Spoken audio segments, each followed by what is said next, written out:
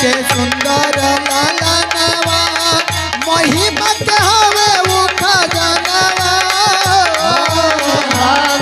यीशु जी के सुंदर लालनवा महिमा के हवे जानवा अरे हम यीशु जी के सुंदर लालनवा महिमा के हवे उठा जानवा